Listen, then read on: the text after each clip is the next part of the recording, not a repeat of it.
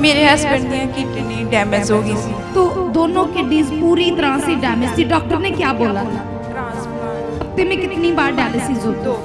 2 बार dialysis होती है। थोड़ा सा ध्यान दो इस गवाही के ऊपर कि कंडीशन कितनी ज्यादा बैड होगी इनके हस्बैंड की, और डॉक्टर ने फाइनली बोल दिया कि अगर आप इनको बचाना चाहते हो तो किडनीज ट्रांसप्लांट करवाना पड़ेगा। बहुत बुरे हालात थे। इस सिस्टर का नाम संदीप कौर है, साथ में इनके ननंद है जिनका नाम गगनदीप कौर है। ये दोनों ननंद और भाभी हैं, और जो इनकी भाभी है ये गांव मावा के रहने वाले, और जो इनकी ननंद है ये गांवा के पास गांव काकड़ा के रहने वाले।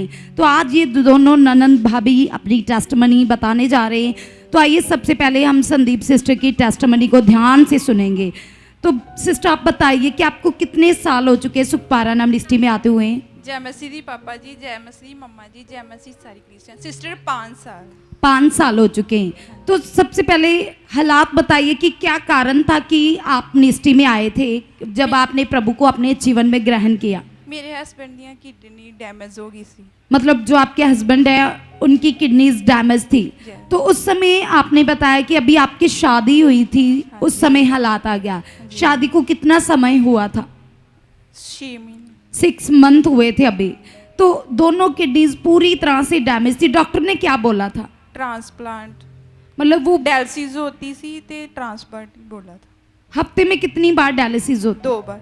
2 बार डायलिसिस होती। तो क्लीसिया थोड़ा सा ध्यान दो इस गवाही के ऊपर कि कंडीशन कितनी ज़्यादा बैड होगी इनके हस्बैंड की, कि अभी न्यूली मैरिड हुई, इनकी शादी हुई है, तो 6 महीने के अंदर ही हस्बैंड की किडनीज डैमेज हो जाती है, और हफ्ते में 2 बार डायलिसिस। और डॉक्टर ने फाइनली बोल दिया कि अगर आप इनको बचाना चाहते हो तो किडनीज ट्रांसप्लांट करवाना पड़ेगा। तो उस समय दुष्ट आत्माएं किस तरह से आपके पति की लाइफ में काम कर रही थी? कैसे हालात थे? क्या क्या चल रहा था? सब कुछ बताइए। बहुत बुरे हालात थे। काम नहीं डायलिसिस होती, काम भी, मतलब कि मेरे फादर इन लॉ ही बाहर थे। ओनली 20,000 रुपया ही तनख्वाह सी। मतलब 20,000 रुपये। जो आपके फादर इन लॉ थे ससुर, हाँ वो जी। दुबई में जॉब करते थे, जी। और 20,000 सैलरी में इलाज करवाना, डायलिसिस, घर का मैनेज करना बहुत ही मुश्किल था। जी। और आपके मन में कैसी सोचें चलती थी उस समय? बहुत डर लगता था, मतलब कि कुछ भी हो सकता है। आपके जो मायका परिवार था उनको भी ऐसा लग रहा था कि पता नहीं बचेंगे या नहीं बचेंगे। जो उस समय आपको कंडीशन नजर आ रही थी, ऐसा ही था बहन? जी। तो फिर आपको जब गुड न्यूज मिली तो आप सुखपारा नाम निष्ठी में आए। जी सिस्टर। तो जो दुष्ट आत्माएं गुप्त में बीमारी के रूप में काम कर रही थी, जिन दुष्ट आत्माओं ने इनके पति की किडनीज को पकड़ा हुआ था, डैमेज कर दिया था, बताते कि पूरे घर में ही नेगेटिव प्रभाव था। लगातार झगड़े हो रहे थे, लड़ाइयाँ हो रही थी, कुछ भी समझ नहीं आ रहा था। जितने भी पैसे आ रहे थे वो सारे पैसे बीमारी के ऊपर जा रहे थे, और इनको ये उम्मीद नहीं थी कि पता नहीं क्या होगा। ये बहन के मन में ऐसी बातें चल रही थी। लेकिन जैसे ही प्रभु यीशु मसीह इनकी लाइफ में आए तो इनकी लाइफ बदल गई क्लीसिया। तो बताते कि जो दुष्ट आत्मा के प्रभाव से किडनीज डैमेज थी, हस्बैंड काम नहीं कर पाते थे, तो परमेश्वर की सामर्थ्य ने काम किया। परमेश्वर के दास जिनके अंदर भला मन है और जो रूहों की शुद्धि लेते, आत्मिक मेहनत करते बहुत ज्यादा, खुदा के दास ने सबसे पहले इनकी नींव को, इनके पति की नींव को स्ट्रॉन्ग किया। इनके ऊपर आत्मिक मेहनत की गई और इनके ऊपर ले एंड प्रेयर हुई, और जैसे ही ले एंड प्रेयर हुई, आत्मिक मेहनत हुई, और उसके बाद वो दुष्ट आत्मा इनके हस्बैंड की बॉडी को छोड़कर हमेशा के लिए चली गई क्लीसिया। और जो डायलिसिस होती थी 2 टाइम, वो डायलिसिस बंद हो गई, किडनीज नई हो गई, और इनके हस्बैंड पूरी तरह से हील हो गए, चंगे हो गए क्लीसिया। जो बिल्कुल भी काम नहीं कर सकते, बिस्तर पर थे, कोई उम्मीद नहीं थी। प्रभु की सामर्थ के द्वारा, प्रभु के दास की प्रार्थना के द्वारा वो पूरी तरह से किडनीज नई हो जाती है। और उसके बाद परमेश्वर जी मार्ग खोलते हैं, और परमेश्वर इनके हस्बैंड के लिए एक बड़ा रास्ता खोलते हैं। और जैसे ही प्रभु के दास उनके लिए प्रार्थना करते हैं तो खुदाबंद मार्ग खोलते। फिर कौन सा वीजा मिलता, कौन सी कंट्री का बताइए? यूरोप कंट्री, क्रोएशिया का। फिर से बताइए। यूरोप कंट्री, क्रोएशिया का। जो यूरोप कंट्री में एक सिटी है, वहां पर इनके हस्बैंड को परमेश्वर की पावर से खुदा के दास की प्रार्थना के द्वारा वीजा मिलता है और वो वहां पर चले जाते। जो आदमी काम नहीं कर सकता, लगातार बिस्तर पर है, मरने वाला है, तो किस तरह से परमेश्वर की जीवित पावर फिर से उसके उन डैमेज पार्ट को नया बना देती है। तो बताते कि उसके बाद वो यूरोप चले जाते। आज कितने साल हो गए आपके हस्बैंड को फॉरेन में गए हुए? 3 साल। 3 साल हो गए। तो वहां पर उनकी सैलरी कितनी थी सिस्टर? ਜਦੋਂ ਗਏ ਸੀ ਉਦੋਂ 50-60 ਹਜ਼ਾਰ ਸੀ। 60,000 सैलरी थी। तो बताते कि 60,000 सैलरी थी, तो फिर आपको कैसे बरकत आई है बताइए? ਇਮਾਨਦਾਰੀ ਵਫਾਦਾਰੀ ਨਾਲ ਬੀਜ ਬੋਂਦੇ ਸੀ ਅਸੀਂ। आप उनकी कमाई से, क्योंकि आपने बड़े चमत्कार ऑलरेडी देख लिए थे कि आपके पति का जीवन बदला, लाइफ बदल गई, छुटकारा हुआ, तो आपने बीज के नियम को पकड़ लिया और आप अपने हस्बैंड की कमाई से, वफादारी से बीज को बो रही थी। तो उसके बाद कैसे परमेश्वर की पावर ने उसी कंपनी में ब्लेसिंग दी?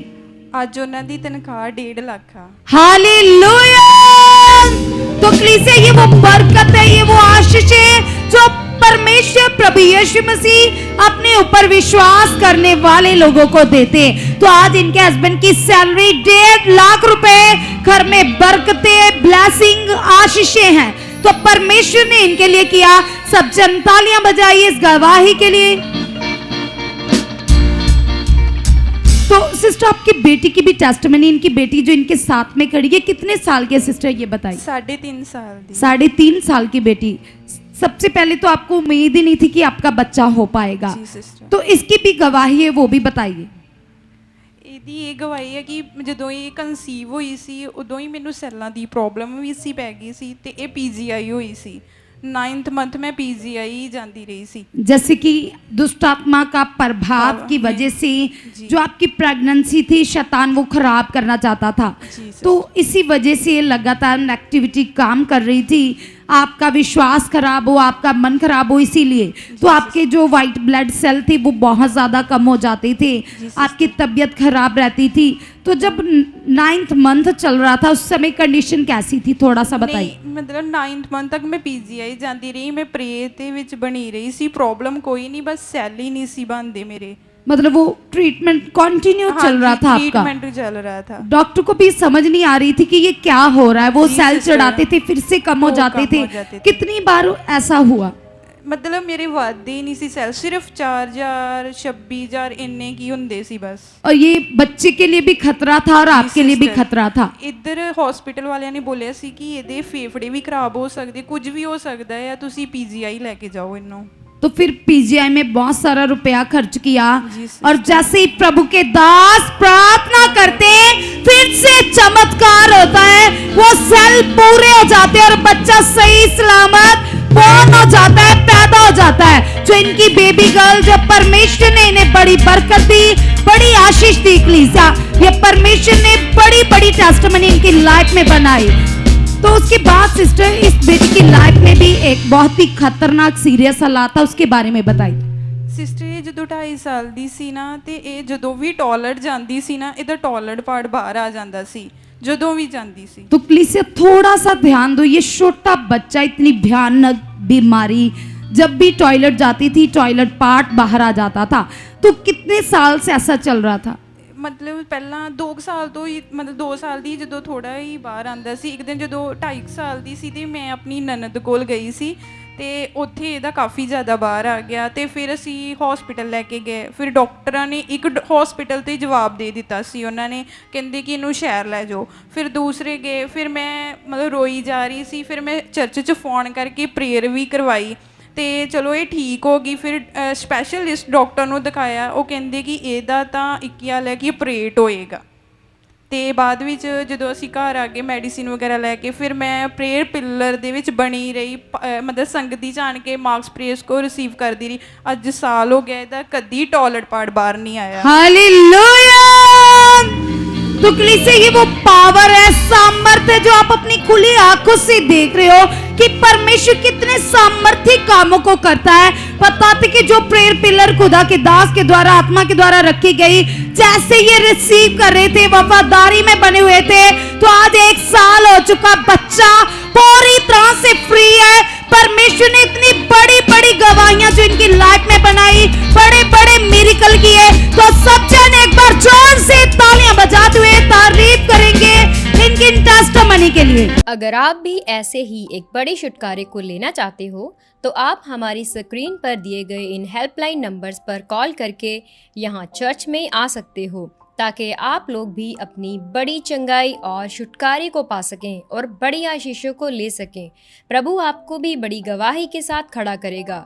हमारे चर्च का पता है GT रोड मानावाला, न्यू तरन तारण बाईपास रोड, राजीवाल चौक, अमृतसर। अगर आप हमारे अमृतसर शहर से बाहर कहीं दूर से आ रहे हैं तो हमारे चर्च में 2 से 3 दिन आपको रुकना होगा, ताकि हम आपको वो बातें बता सकें जिससे आपका निश्चय छुटकारा होगा। God bless you all.